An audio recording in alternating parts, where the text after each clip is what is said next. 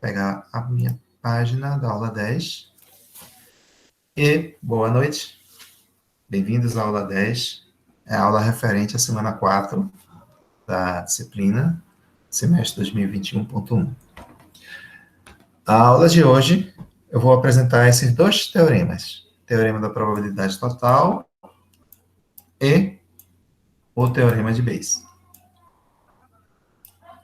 Esses dois teoremas, eles se baseiam em uma situação típica, que a gente pode colocar em diversas situações diferentes e pode aplicar também em diversas áreas diferentes. A cada área você tem um nome diferente para essa mesma situação. E que situação é essa? A situação é a seguinte: eu vou pegar um Jamboard, eu acho que eu não tinha aberto o Jamboard. Vamos abrir um Jamboard. Vou abrir um Jamboard aqui para a gente.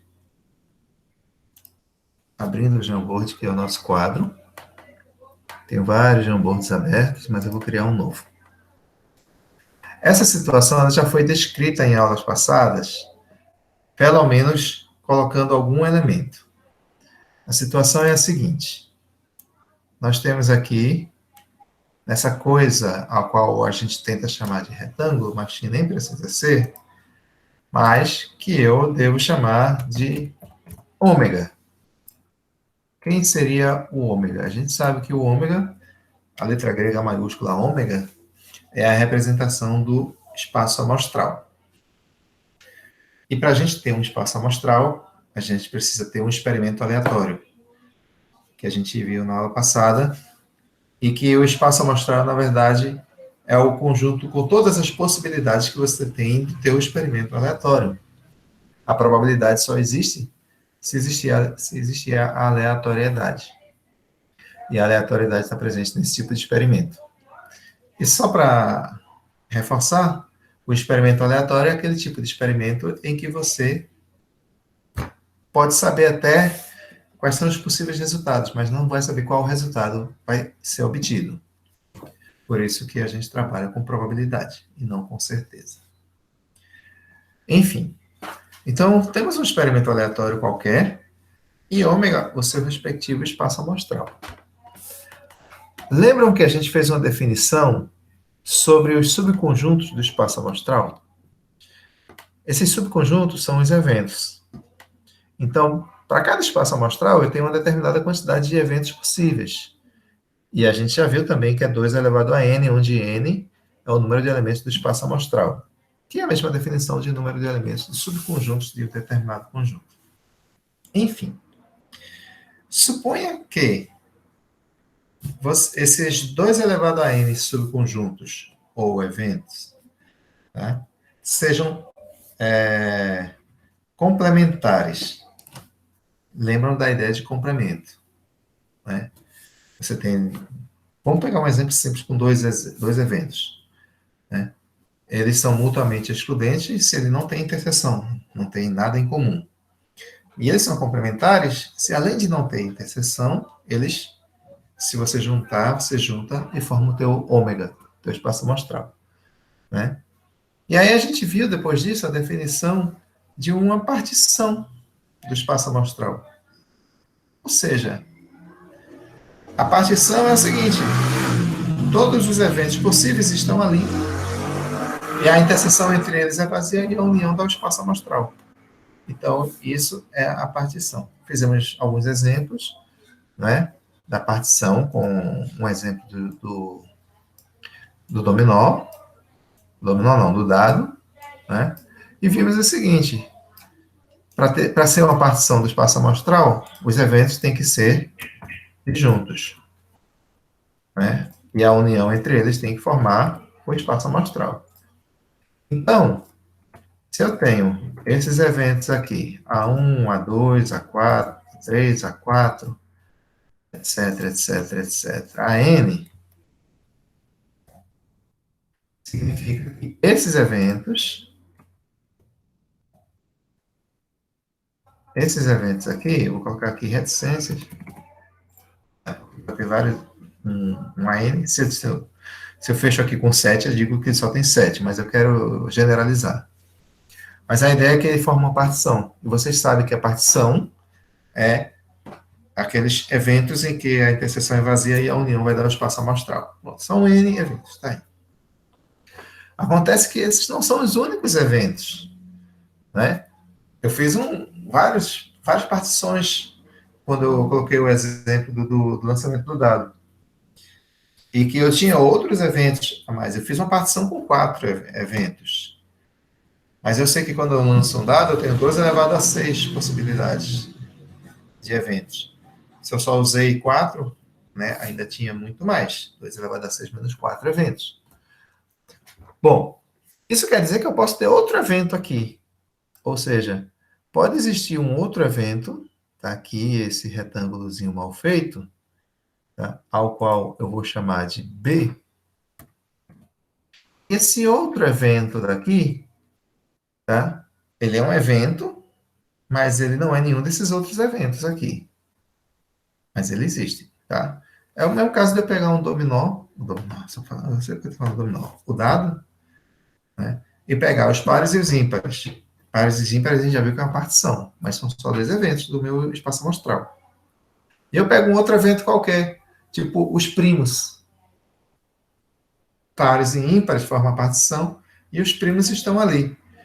E acontece que, assim como esse evento B, necessariamente, os números primos têm elementos que estão tanto nos pares quanto nos ímpares. Eu tenho primos pares e tenho primos ímpares. Né? O 2 é um primo par, e o 3 e o 5 são os primos ímpares.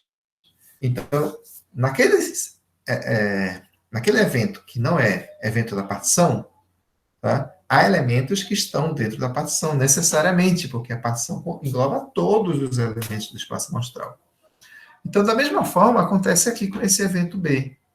É um evento diferente de todos eles, porém, existem elementos que estão em B que são de A1. Por exemplo, quem está nessa interseçãozinha aqui, né, é um elemento do conjunto B que está em A1. Ah, nesse pedacinho aqui, é o conjunto elemento do B, que está em A3, aqui eu tenho do B em A4, enfim, eu sempre vou ter elementos do meu evento B que estão nos outros conjuntos, ou nos outros eventos que fazem minha partição. É natural a gente imaginar que o evento B, neste caso, é formado por várias interseções. Ele é a união dessa interseção com essa interseção, com essa daqui, com essa. Em outras palavras, eu posso resumir que eu posso reescrever o meu evento B como a união entre a interseção entre ele e todos os elementos, todos os eventos da minha partição. Certo? Então, como é que eu escrevo o meu evento B? Aí eu venho aqui, eu vou pegar aqui uma página de Word, que eu já tinha colocado. Tem um exemplo aqui já colocado, acabei de colocar, mas antes desse exemplo eu vou explicar quem é o meu conjunto B. Como é que eu monto o meu conjunto B? O meu conjunto B, ele vai ser montado pela união das interseções, ou seja, vai ser B, interseção A1, isso aí eu já estou definindo, tá? Aquela partição do Jamboard, essa partição aqui. Tá? Então, A1 faz parte da minha partição. Então, o conjunto B, ele é a união de todas as interseções, ou seja, ele é B interseção A1, união B interseção A2, união, vou colocar aqui um etc. Eu quero esse etc em cima. Etc. União AN. Então, o meu conjunto B, ele é formado dessa forma. Ou seja, esse B, que é exatamente esse B daqui, ele é obtido a partir da união de todas as interseções do próprio B com os eventos que eu conheço, que são os meus eventos da minha partição.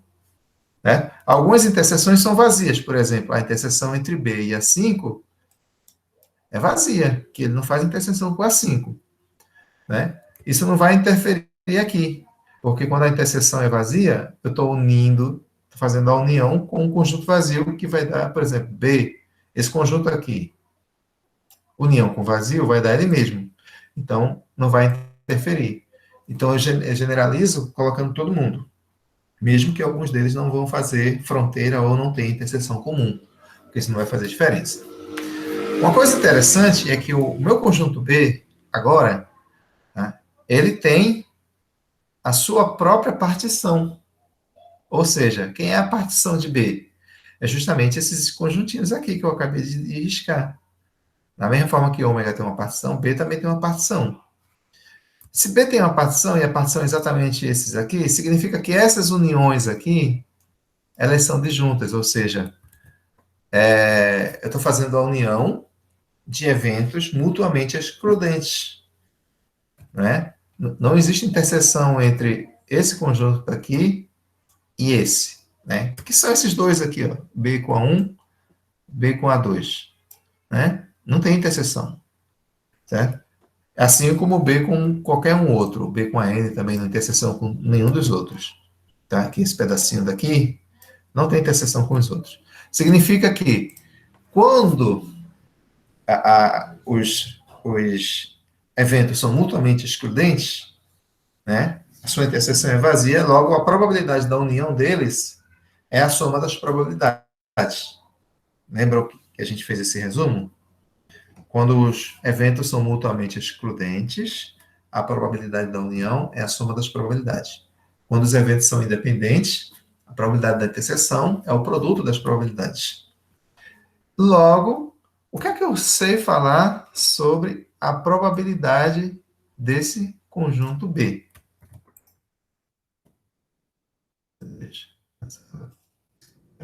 Cancela. Eu queria um Ctrl V, eu cliquei um Ctrl B. Né? O que é que eu sei falar sobre a probabilidade do conjunto B? É a probabilidade dessa coisa toda daqui. É isso? Ah, vamos lá. Probabilidade. Quem é a probabilidade de B? É a probabilidade disso. Qual é a probabilidade disso? Eu estou com a união de vários conjuntos que são disjuntos, interseção vazia. Neste caso, a probabilidade da união é a soma das probabilidades. Então, essa probabilidade daqui vai ser. Opa, eu quero fazer separado. Será que eu consigo tirar isso? Eu quero tirar. Não, mas. Fica dentro. Deixa eu tirar. Deixa eu só afastar isso aqui e tirar essa coisa.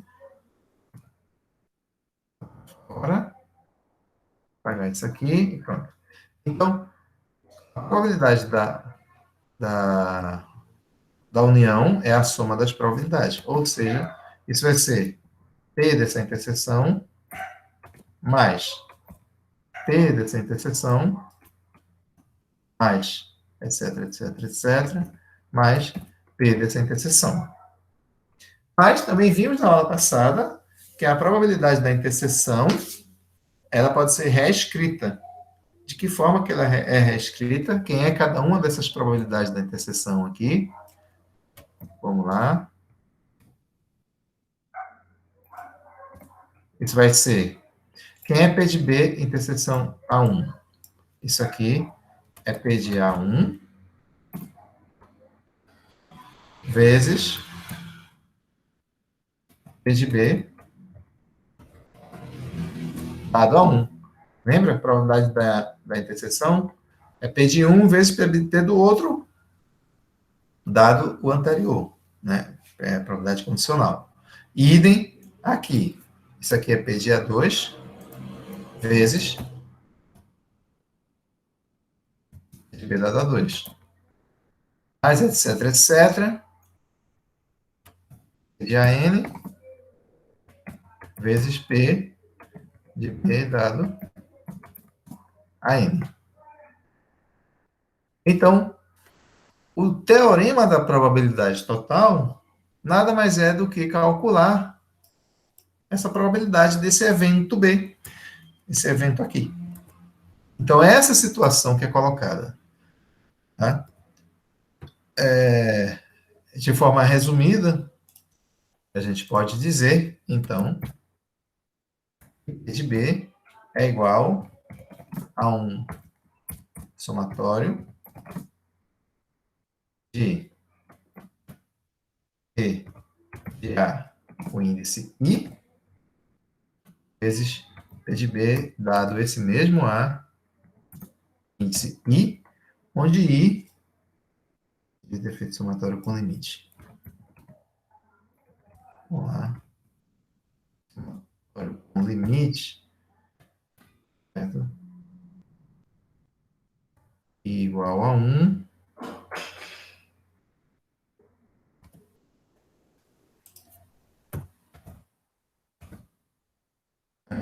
Até isso aqui está dentro do somatório. Então é isso. A forma resumida de reescrever P de B igual ao somatório de I igual a 1 até N de P de AI vezes P de B dado... É exatamente o que está escrito aqui, reescrito em forma de somatório. Né? Essa primeira parcela com I igual a 1, mais a segunda com I igual a 2, até a última com I igual a N. Então é isso aqui. Né? O somatório diz isso. Então é isso aí. Esse está resolvido, está resumido o teorema da probabilidade total. Exatamente isso. Calcular essa probabilidade de B em função dos eventos de uma partição do meu espaço amostral. Naquela situação descrita no nosso Jamboard, nessa situação daqui. Ok, isso aqui é o teorema da probabilidade total.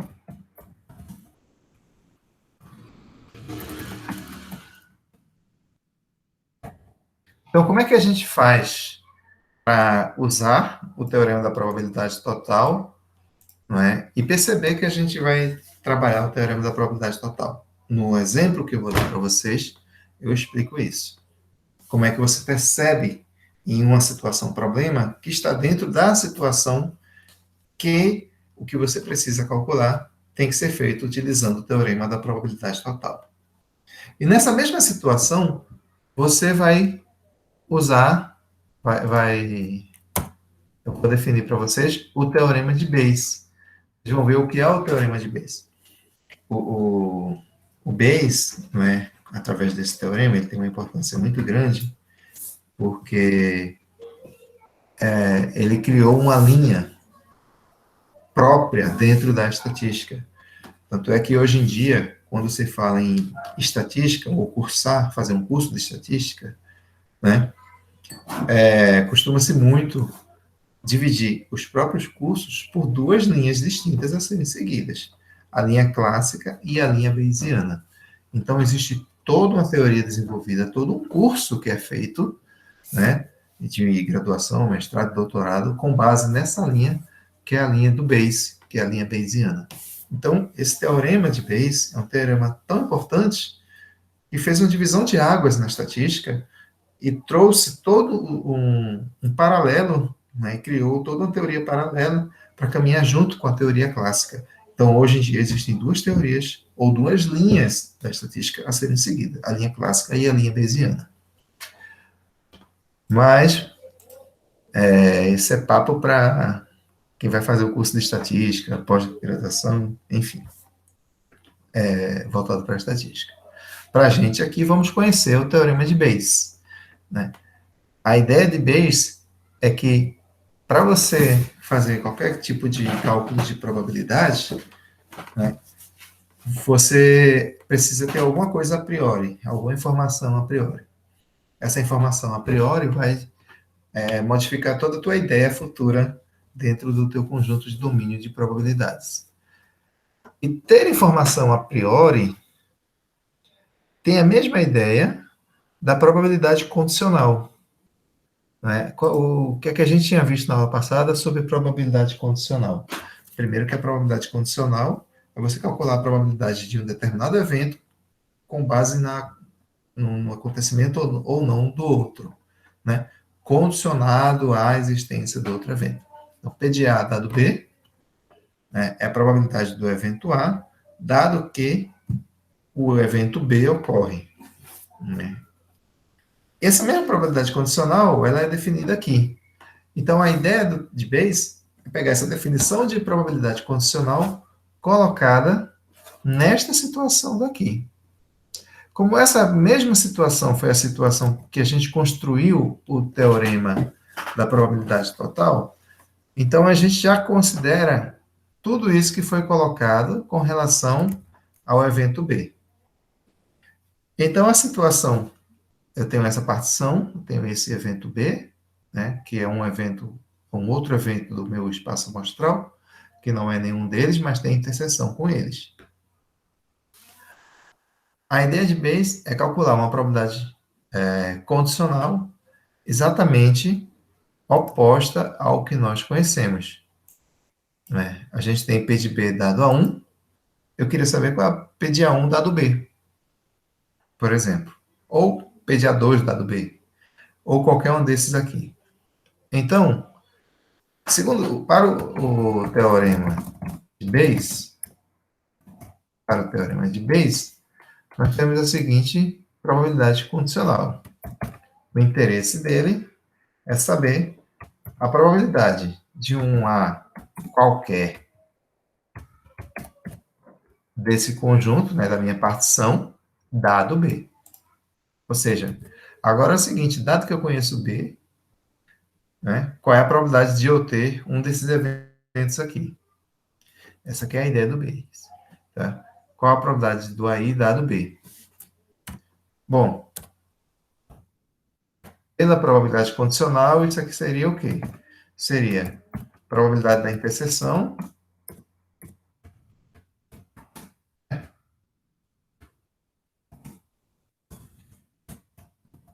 probabilidade da interseção,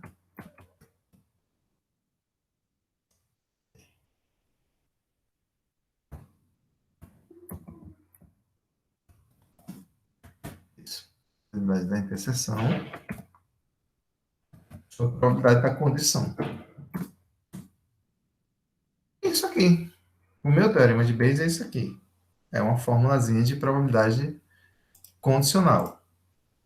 Mas a gente sabe que a gente acabou de ver que a gente está numa situação em que, para calcular a probabilidade de B, nós precisamos desse somatório, que é esse somatório daqui.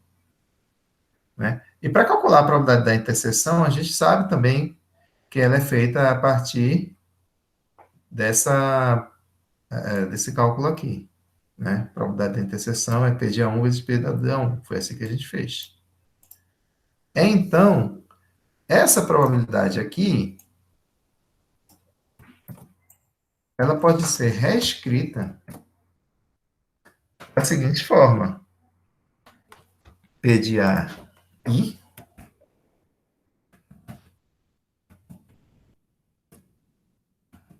de B dado AI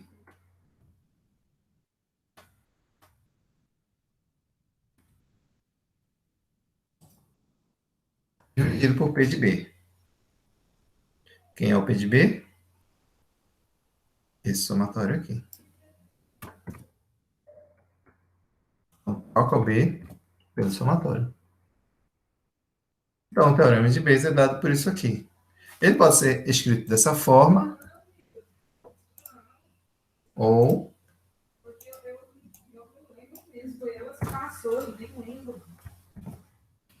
Ctrl V, né? Ctrl B não. O Ctrl B eu já vi que é salvar. S, deveria ser Ctrl S.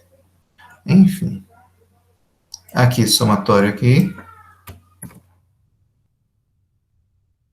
Substituindo aqui.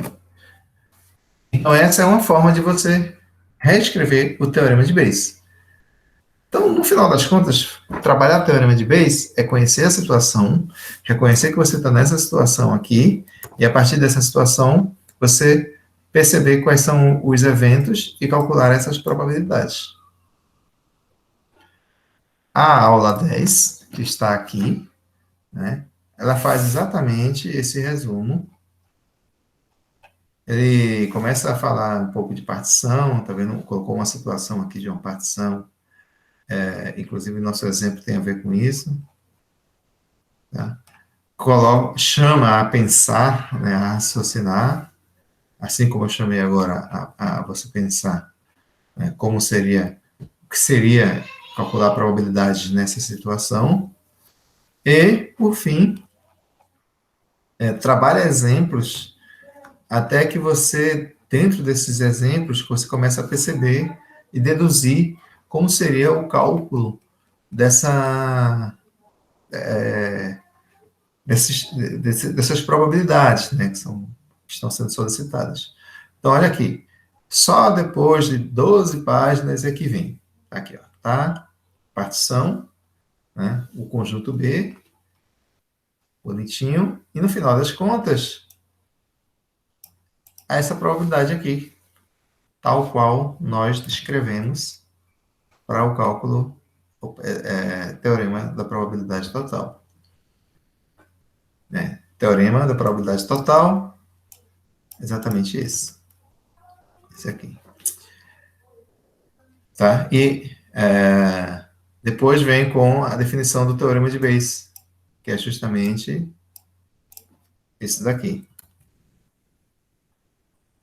Escrito dessa forma de somatório ou escrito na forma, né, por extenso, digamos assim. Tá? E aqui está o teorema da probabilidade total e o teorema de Bayes, resumido. E exemplos e exercícios e resoluções. Rico demais o material com soluções de exercícios, ao qual eu sempre sugiro que vocês voltem sempre no material e tentem fazer os exemplos e os exercícios, verificando os resultados e acompanhando as resoluções. Né? Porque além de resultados, tem resoluções. Bom, mas eu preparei um exemplo, né, para essa aula. Antes da gente entrar aqui, eu preparei esse exemplo. Apenas vou colocar aqui que é um exemplo único dessa aula. Terei esse exemplo e veremos do que se trata para que a gente possa resolver, né? E vocês vão vendo aos poucos, eu vou limpar essa página aqui para a gente fazer a nova. Bom, está aqui o enunciado.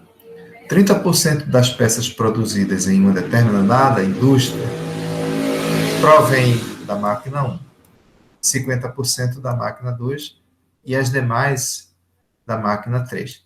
Então, peça, você imagine qualquer coisa, pode ser roupa, por exemplo. Tem uma loja de roupas, né? E nessa loja de roupas eu vendo 3 marcas. 3 marcas aí, qualquer uma loja de esporte, Adidas, Puma e Nike, por exemplo. Então, eu posso dizer que a máquina 1 é a Nike, a máquina 2 é a Adidas, máquina 1 a Nike, máquina 2 Adidas e máquina 3 é a Puma. Estou generalizando, tá? Quando eu falo que 30% das peças produzidas provém da máquina 1, eu posso dizer que 30% das roupas vendidas nessa loja são da marca Adidas, acho que falei Adidas. 50% são da Nike e o restante da Puma. Essa que é a ideia. E como está todo mundo passivo de falha e todo processo industrial, ele também trabalha com percentual de falha, né? Então, já sabe de estudos anteriores que o percentual de falhas da máquina 1, vamos supor, da Adidas, é de 2%. O percentual de falhas da Nike é de 1% e da Puma de 2,5%.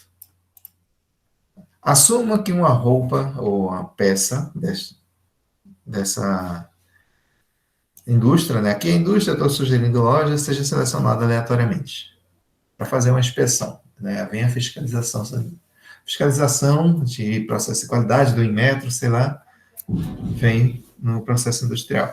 Isso eu coloquei um exemplo, tá? Eu estou colocando aqui indústria, você imagina qualquer tipo de indústria, e peça é qualquer produto que seja feito nessas indústrias, né? E aí eu posso imaginar vendas, posso imaginar várias coisas.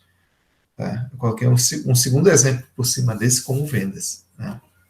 Mas, enfim, e as peças seriam peças esportivas. Eu tenho 3 perguntas aqui, né? Eu coloquei essa situação, né? Uma situação que a gente consegue imaginar, e coloquei 3 perguntas, né? A peça foi selecionada de forma aleatória, né? E aí, dessas 3 perguntas, eu pergunto, são 3 probabilidades que eu queria saber. Primeiro, qual é a probabilidade da peça ter sido feita pela máquina 3? Né? Você selecionou aleatoriamente uma peça. Qual a probabilidade dela ser da Puma? Né? Uma roupa qualquer. Qual a probabilidade dela ser uma roupa da Puma? Lembrando que esse sorteio não é você pegar uma carta lá e jogar para cima. Pode ser também, mas pode ser feito com critérios de mídia a partir de pseudos números aleatórios associados ou códigos que já estejam associados a cada peça. Né? Você sorteia o código e eu quero saber qual a probabilidade desse código ser um código Puma. Né? Essa foi a pergunta da letra A. Na letra B, qual a probabilidade da peça ser defeituosa? Né? Então, como a gente sabe que existe percentual de defeito, né, a gente pode selecionar uma peça que seja defeituosa. Mas com que probabilidade isso pode acontecer? Então, a dinâmica toda envolve, né, inclusive, o pensamento de tentar minimizar esse tipo de probabilidade. Vocês tentar minimizar a chance de encontrar falhas. Mas se existe essa chance, qual é? Né? Eu posso confiar? Né? A letra C. Vamos supor que eu sei que a peça selecionada foi defeituosa. Você selecionou a peça e verificou que há um defeito. Né?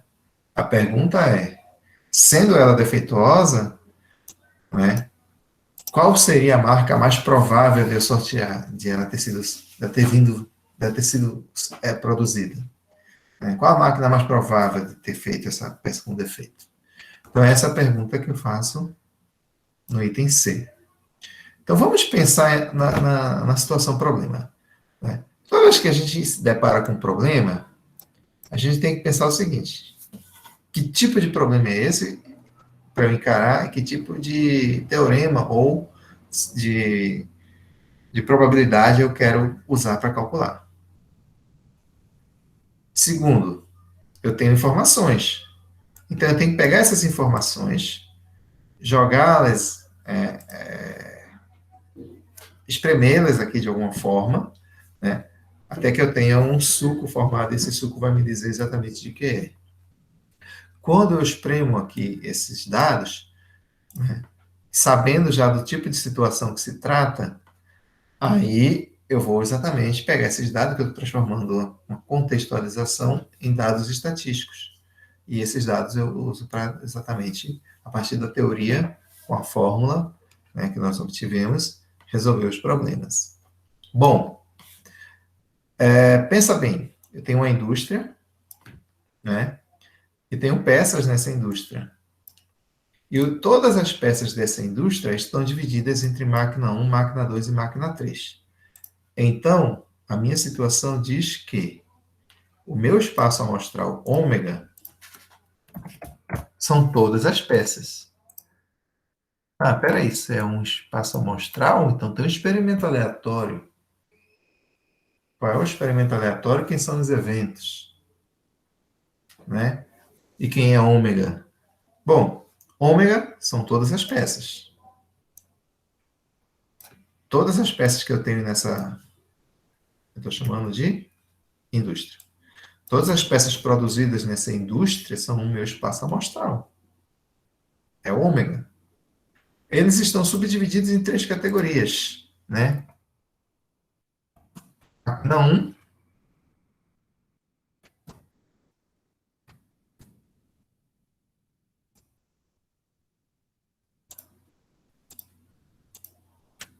máquina 2 e máquina 3. Só existe essa possibilidade. Se está ali dentro, é porque foi produzido por uma dessas 3 máquinas. E essas 3 máquinas produzem sem interseção. Não existe interseção entre máquina 1 e máquina 2. Uma peça foi produzida pelas 2 máquinas, 1 e 2. Não foi. Ou ela foi produzida pela 1, ou pela 2, ou pela 3. Então, não tem interseção, não tem uma peça que foi construída por duas máquinas ao mesmo tempo, e a união entre as peças produzidas por essas três máquinas vai dar meu espaço amostral ômega. Então, eu tenho exatamente uma partição. Essa é a minha partição. Máquina 1, máquina 2, máquina 3. Né? Todas as peças que estão na máquina 3, mais todas as peças que estão na máquina 2, mais todas as peças que estão na máquina 1, vai dar todas as peças da minha indústria. Então, esse é meu espaço amostral. Se eu sortear uma peça, ela vai estar aqui no meio. Vai ser uma dessas. Vai estar ou aqui, ou aqui, ou aqui. Porém, existe um segundo evento, ou um quarto evento, no caso, tá? Ao qual eu vou chamar, neste caso aqui, eu vou chamar esse evento de D, é justamente o evento a peça é defeituosa. Então, eu tenho um percentual de peça defeituosa na máquina 1, é o que está aqui nesse cantinho, percentual de peça defeituosa na máquina 2, que está aqui, e da máquina 3, que está aqui. Tá? Então, existe um novo evento chamado peça defeituosa, tá? Que eu posso sortear, né? E ela poder ser defeituosa ou não. E ela pode ser defeituosa sendo da máquina 1, ou da máquina 2, ou da máquina 3, naturalmente. Então, vamos às perguntas. Então, já sei que a minha situação é essa, exatamente a situação dos teoremas. Tá? Agora, sabendo a situação e o que eu vou poder usar, vamos pegar as informações que nós temos. 30% das peças produzidas na indústria provém da máquina 1. Isso significa que, se eu disser que os eventos 1, 2 e 3 sejam, a peça foi produzida pela máquina 1, a peça foi produzida pela máquina 2, né? Assim, ó. A peça foi produzida pela máquina 1. Isso é o evento 1.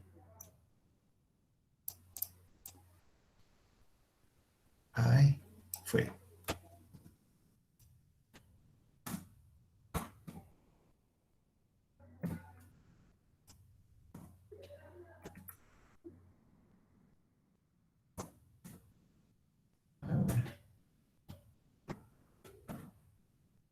Máquina 2.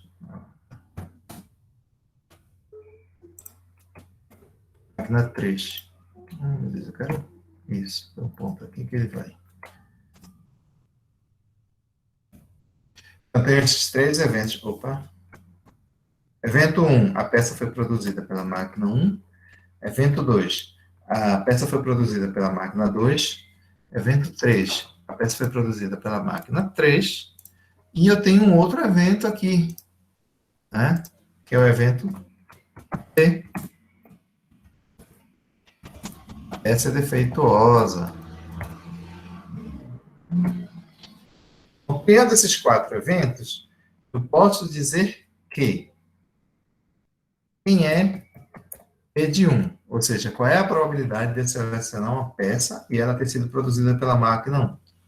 Como eu tenho que 30% das peças produzidas pela indústria provém da máquina 1, isso quer dizer que essa probabilidade é 0,3, ou 0,30, né? Dado que, naturalmente, 30% das peças foram produzidas pela máquina 1. Quem é o P de 2? Ou seja, a probabilidade de eu selecionar uma peça e ela ter produzido pela máquina 2. 50%. Ou seja, 0,5. Quem é o P de 3? Qual é a probabilidade de selecionar uma peça e ter sido produzida pela máquina 3? Eu não tenho essa informação. As demais foi produzida pela máquina 3. E, inclusive, essa é exatamente a pergunta do item A. Então, respondendo isso aqui, eu já respondo o item A. Né? Qual seria a probabilidade de a peça ter sido produzida pela máquina 3? É justamente o complemento dos demais, porque, afinal de contas, como eu só tenho essas três máquinas e elas formam uma partição, então o que não é daqui e não é daqui, consequentemente, é daqui. E como eu já tenho 0,3 e 0,5, que vai dar 0,8, me resta 0,2. Então, A probabilidade de uma peça ter sido feita pela máquina 3 é exatamente 0,2. Essa aqui é a resposta. Né? É claro que ela não é uma resposta que vem assim do nada. Claro que você usou probabilidade complementar, usou esse raciocínio, usou as ideias para poder chegar aqui. Tudo isso tem que ser escrito quando você está fazendo uma resolução. Então tá, eu tenho essas três probabilidades, mas eu tenho mais informações. Eu tenho os percentuais de falha ou defeito. Né? Com isso, eu tenho as seguintes probabilidades. A probabilidade de uma peça ser defeituosa, dado que ela foi produzida pela máquina 1. Então, quando eu restringo o meu espaço amostral à máquina 1, que é isso que a probabilidade condicional faz, a probabilidade dela ser defeituosa é 2%. Né? Então, eu tenho 2% para essa probabilidade aqui, ou seja, 0,02. Ah, e qual é a probabilidade dela ser defeituosa, dado que foi produzida pela máquina 2? Ora, quando eu restringo esse dado Q, é uma restrição do meu espaço amostral. Eu saio do meu espaço amostral completo e fico apenas com aquela máquina. Então, quando eu restringo meu espaço amostral para a máquina 2, qual é o percentual? Ou seja, qual é a probabilidade de ser defeituosa? Na máquina 2, o percentual é 1%. Então, a probabilidade dela ser defeituosa, dado que ela está na máquina 2, que ela foi feita para a máquina 2, é 0,01. E qual é a probabilidade dela ser defeituosa, dado que foi produzida pela máquina 3? A informação também é dada aqui, 2,5%. Então, isso aqui, 0,025, né? 2,5%. Pronto. Eu tenho essas informações, que eu já transformei em probabilidades, né? Agora eu vou, sei a situação, né?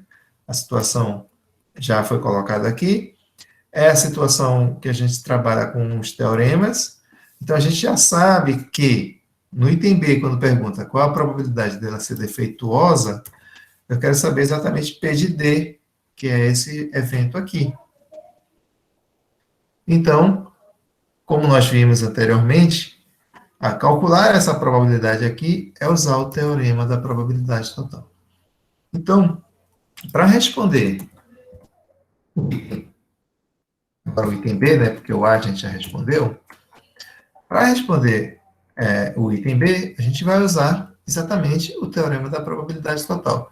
E quem é o teorema da probabilidade total? O que diz o teorema da probabilidade total para o que eu quero? Ele diz o seguinte: quem é o P de D? Vou voltar aqui em cima. Não, está lá embaixo. Onde nós definimos o teorema da probabilidade total. Né? Ele vai ser P de um evento da partição vezes B condicionado a esse evento, mais, etc., com todos os elementos da partição. Como nós temos três elementos, né, nossa partição aqui, nossa partição são máquina 1, 2 e 3, então esses três aqui, então eu vou fazer três parcelas. E quem é a primeira parcela? A primeira parcela é P de I, P de I, P de D dado I. Quem é a segunda? P de 2, P de dado I2. Quem é a terceira? P de 3, P de D dado 3.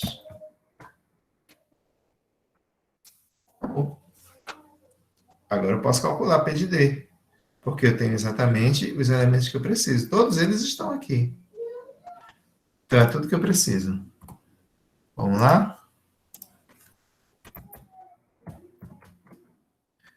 Vamos lá. Primeiro, P de I. Quem é P de I?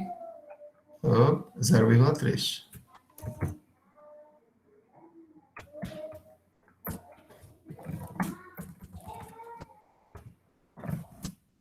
Quem é P de D dado I? 0,02. P de 2, 0,5.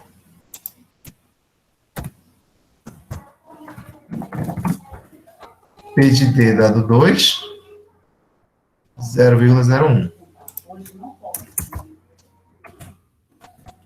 P de 3, 0,2.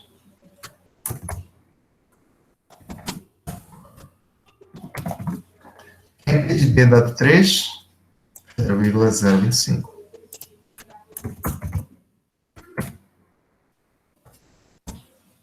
Então, P de D vai ser igual. Pontinha. Calculadora. 0,3 vezes 0,02.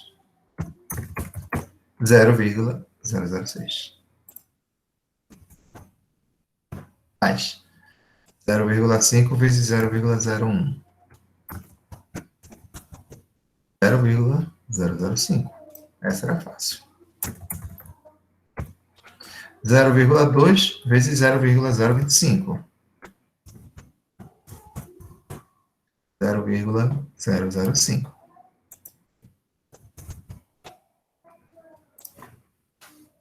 E isso aqui é igual a mais 0,005 mais 0,006. 0,016.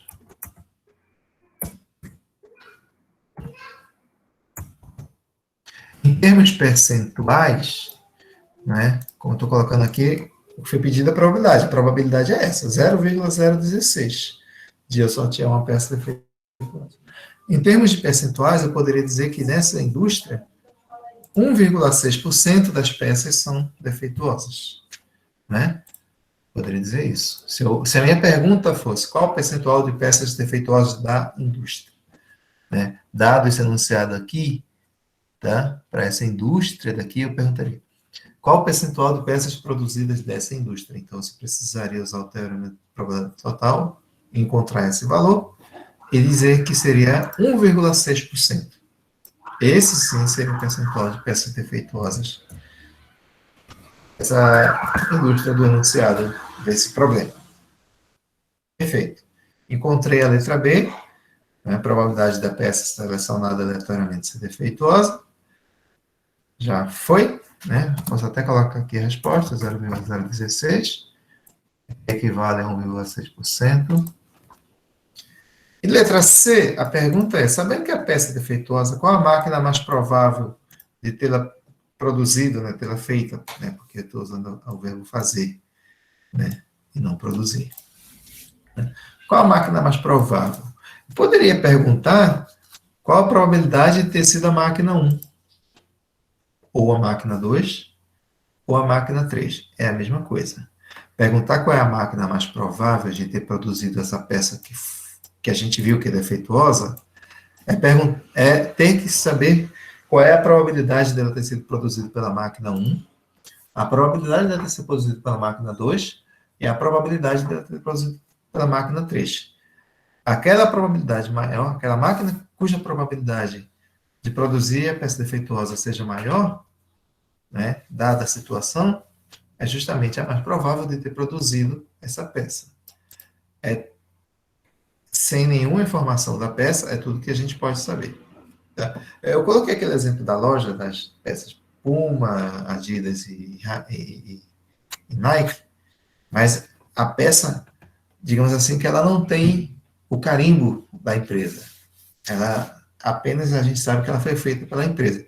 Porque quando a gente sabe qual é a empresa, então essa pergunta aqui não faz sentido. E você olha para a peça e vê a marca. Mas aí, para a pergunta fazer sentido, você não consegue ver a máquina. A peça é idêntica. Todas as peças são idênticas. Tá? E sem o carimbo da marca. Então, sem saber a marca, você precisa saber apenas a probabilidade de ter sido produzida por determinada marca, nesse caso, ou por determinada máquina, no nosso exemplo. Então, o que eu precisaria saber aqui para calcular, para dar a resposta da letra C, seria quem seria, tá? qual a probabilidade de ter sido a máquina 1, certo? Dado que a peça foi defeituosa. Eu também queria saber qual é a probabilidade de ter sido a máquina 2, dado que a peça foi defeituosa. E também a máquina 3, dado que a peça foi defeituosa. Eu preciso dessas 3 probabilidades. A máquina que tiver a maior probabilidade é a mais provável. É natural que isso faça sentido, né? Então, como eu calcularia cada uma dessas probabilidades separadamente? Qual é a probabilidade de aquela peça defeituosa ter vindo da máquina 1? A probabilidade de ter vindo da máquina 1 é exatamente P de 1 dado D. E a gente sabe que isso aqui é uma probabilidade condicional, e essa probabilidade condicional na situação problema, ela é calculada a partir do teorema de Bayes. Ou seja, a partir do cálculo dessa probabilidade aqui. E como é que a gente faz? Bom, eu posso usar exatamente o termo desse denominador, porque a gente já calculou a probabilidade desse evento, né? A gente já tem essa resposta. Então, a gente pode resumir o cálculo dessa probabilidade do teorema de Bayes por calcular a probabilidade de I de D dado I sobre I de D. Isso aqui a gente já sabe calcular. Eu vou deixar isso aqui em stand-by, porque eu também, simultaneamente, vou querer calcular as outras. Vou querer calcular a segunda e a terceira. Então, para isso, né, estou calculando em termos da máquina 2. Todo mundo tem máquina 2. E aqui eu estou calculando em termos da máquina 3.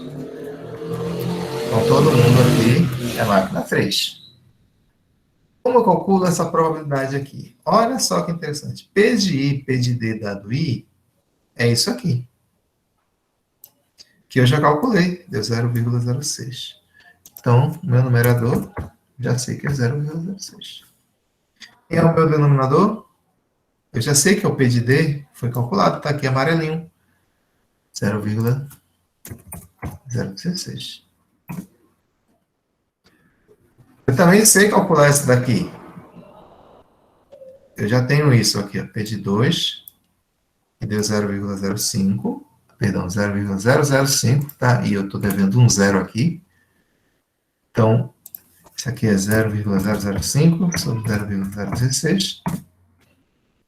E por último, P de 3, né, esse aqui, também foi calculado, deu 0,005. Também sobre 0,16. Lembrando que todo cálculo de probabilidade, o denominador sempre é maior que o numerador. Tá? Para que faça sentido que o valor esteja entre 0 e 1. Na verdade, o denominador é maior ou igual ao numerador. Tá? E como todo mundo tem 3 casas decimais, né, a gente observa as duas últimas, dado que todo mundo antes é 0, então é 16, 6, o denominador é maior que o numerador. Tá. E aí, calculadora, porque eu só sei calcular usando calculadora, não sei calcular sem usar calculadora. Aqui é.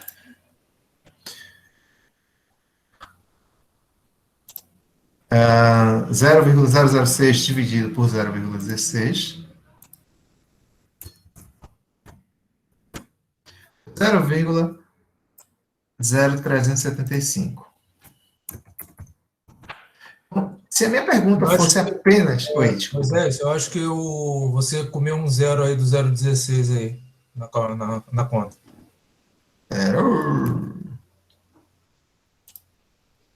Você dividiu por 0,16. Aqui. Tá. Nessa conta aqui. Foi mal. É 0,005 dividido por 0,016. Isso eu não tinha feito, né? Seriam aqui. Tá. 0,3125. 0,3125. Muito obrigado. Aqui, 0,005 dividido por 0,016. Agora foi. Professor, eu acho que na decimal você usou 0,005. Eu vi que Em deu vez de resultado. 0,06. Acabei de ver que deu o resultado igual aqui, ó. 0,3125 e aqui é 0,00. Ô, Moisés, pai, eu sou ruim calculando até com calculadora. Ó, de novo, já ia errar. 75. Agora foi. Agora espero que tenha sido. Curiosamente, essa última tem igual, né? 0,005, mesma conta. 0,03125. 0,3125. Bom, primeira coisa. Quando a gente faz esse P de 1, 2 e 3 dado D, a gente acaba restringindo o espaço amostral ao D. Significa que essas probabilidades estão sendo calculadas aqui dentro. Isso aqui é outro espaço amostral. Se isso aqui é outro espaço amostral, a soma dessas probabilidades aqui tem que dar 1. Do mesmo jeito que a soma dessas probabilidades de máquina 1, 2 e 3 aqui tem que dar 1. Que a gente viu aqui, né? P de I, P2I, P3I, 0302, e necessariamente esse tem que ser 02, 03, 05, e essa necessariamente tem que ser 02 para poder dar 1, a soma, né? Que é justamente uma das propriedades da probabilidade, né? Ou da ideia da partição. A soma dessas probabilidades aqui tem que dar 1. Então, necessariamente, como aqui a única coisa que eu estou fazendo é restringindo o meu espaço amostral a D. Então, significa que eu estou trabalhando dentro desse retângulozinho mal feito aqui. Então, se eu tenho todas as três interseções, né, que são essas três aqui, necessariamente, essa soma de probabilidades também tem que dar 1. Né? E eu já estou vendo que vai dar 1, porque isso aqui eu pego e esqueço. Não consigo baixar para cá ou baixar para cá. Também não consigo equilibrar. 31, 25, 31, 25. Né? Quando eu somo isso aqui. Leva a calculadora para o outro lado da tela.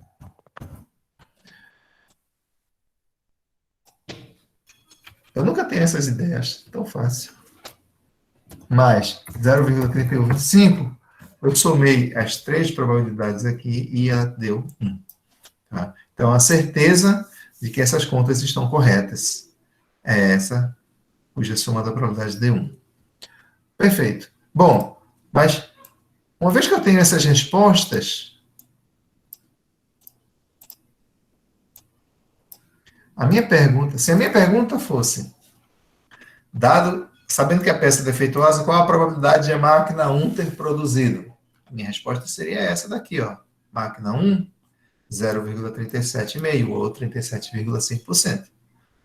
Mas não é essa a pergunta. A pergunta é, sabendo que ela é defeituosa, qual a máquina mais provável? Então, eu calculei essas três probabilidades, cuja soma é 1, tá? E eu verifico qual delas é maior. E, curiosamente, como eu coloquei agora no meu exemplo aqui, a máquina 1 é justamente a que traz a maior das três probabilidades.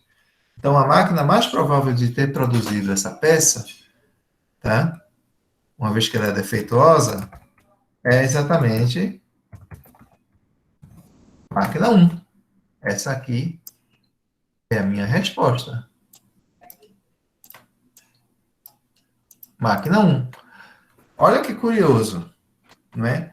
Eu poderia, sem usar nenhum raciocínio matemático, estatístico e exatamente as contas, eu poderia, talvez, se tivesse utilizado uma forma mais tola de tentar resolver, sem fazer conta, sem usar estatística, sem usar probabilidade, olhar aqui e dizer 2% é percentual da máquina 1, 1% da máquina 2, 2,5% da máquina 3. Aí eu vim aqui, olha só, o percentual de defeito aqui é maior, 2,5%. Erroneamente, eu ia responder que seria a máquina 3.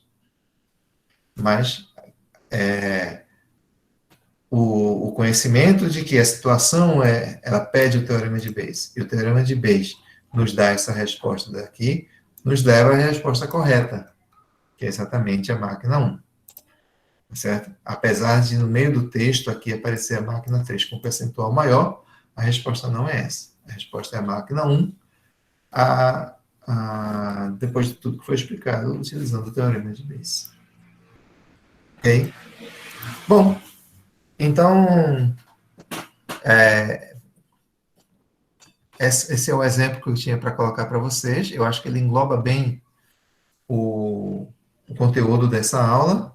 Eu queria saber se vocês têm alguma dúvida em relação ao que foi feito na resolução desse exemplo, que essa resolução é uma síntese exatamente dessa aula 10, né, do que vocês podem fazer uma revisão, tentar resolver tanto os exemplos como os exercícios que já vêm com resoluções. Eles colocam diversas situações diferentes. É interessante você tentar fazer para você adentrar nessas outras situações. Mas, de um modo geral, tudo recai a essa situação aqui e tudo se resolve utilizando esses dois teoremas. Alguma dúvida com relação à aula em particular e com relação ao exemplo? Eu ainda estou... isso tem que ser no áudio, porque eu não consigo ver. Não, Moisés, o que eu ia falar era o seguinte, a respeito de você ter escolhido, pensar em escolher o de 2,5%, mas tem que levar em consideração que a probabilidade de ser selecionada uma peça da máquina 1 é maior do que a probabilidade de ser selecionada uma da máquina 3. Isso, né? Exatamente. Que exatamente... Então, a probabilidade dela ela vindo com defeito, então a probabilidade maior de vir da máquina 1 é maior do que a da máquina 3. Pelo menos esse foi o meu raciocínio, né? Isso. Mas olha só, realmente... faz todo sentido, que é até o que está feito aqui, né? Que a gente trabalha com probabilidade condicional, ou seja, condicionado a ser determinada máquina. Né? Mas se você fosse observar isso, talvez você pudesse também ser conduzido à máquina 2. Sim, com certeza. Que é que tem o maior percentual. O que eu falei foi exatamente em cima do que você pensou em escolher a máquina 3. Isso. Pelo ser um percentual com... Isso aqui seria o tipo chute cego. Né? E talvez esse aqui pudesse ser um chute analisado. Né? Mas a máquina, olha, 50%, significa 1% em 50% vai ser muito maior do que das outras máquinas. O percentual aqui vai ser elevado, né?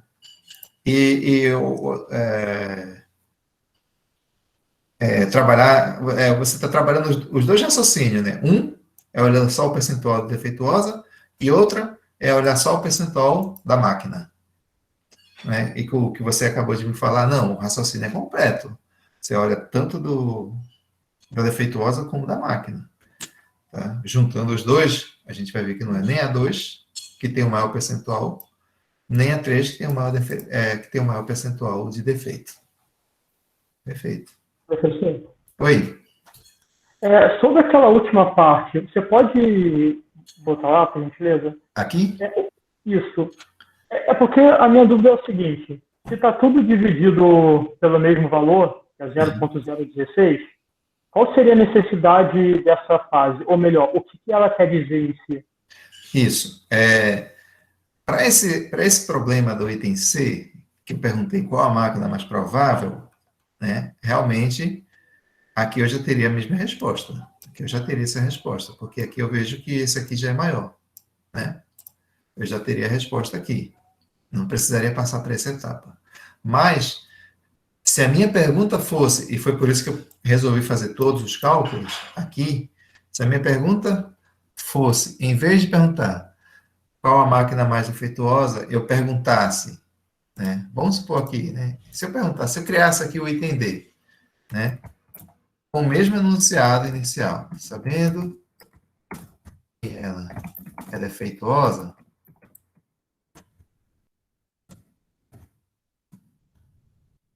qual a probabilidade de ela ser feita, que eu estou usando o verbo fazer, tá? Ou produzida pela máquina 2, sei lá, podia ser 3, podia ser 1. Professor, ou se fosse a probabilidade de ser menos defeituosa, né? Tipo, a máquina menos defeituosa. A máquina, Aí você a chegar menos, e falar assim que as duas são iguais, né? No caso. isso, é. A menos provável, né? A pergunta seria, qual a máquina menos provável de ter produzido, né? A minha resposta seria uma inconclusão, tá? Eu poderia responder, eu não tenho conclusão, porque existem duas máquinas com probabilidades iguais, com a mesma probabilidade de ter sido, de produzir a defeituosa nessa situação, tá? Mas eu poderia perguntar diretamente assim, ó, qual a probabilidade de ter sido feito na máquina um, máquina 2? Aí, necessariamente, eu tinha que fazer essa conta, que a minha resposta seria essa daqui, ó. Exatamente essa. Não seria necessária. E a minha resposta seria essa. Ou, em percentual, 31,25%. Tá bom? Então, realmente, a necessidade de fazer essa conta, ela vem quando você pergunta diretamente pela máquina. Sem essa conta, eu não teria a resposta. Tá? Ao contrário que na pergunta do exercício, do exemplo, poderia ter a resposta sem essa conta, porque, afinal de contas, todo mundo é dividido por D. O que eu estou fazendo aqui é restringir o meu espaço amostral. Então, todo mundo divide pelo mesmo valor. E aí, o numerador ele já indica qual é a resposta. O que tem maior numerador tem a maior probabilidade. Tá? Não é o caso de ter um menor, porque o exemplo foi feito para isso, né? Para ter dois iguais, mas poderia ter, se eu tirasse esse 1% aqui e colocasse um 0,9%, eu já mudava tudo. Tá? Eu já mudava aqui. Ok? Então, se a pergunta fosse essa, daqui vermelha, eu necessariamente tinha que fazer essa segunda conta. Eu não precisaria pensar em fazer as outras contas, só essa, que daria essa resposta. Certo? Mais dúvidas? Ok. Eu vou parar a gravação, né? A gente vai fechar aqui a nossa aula. Para a gravação.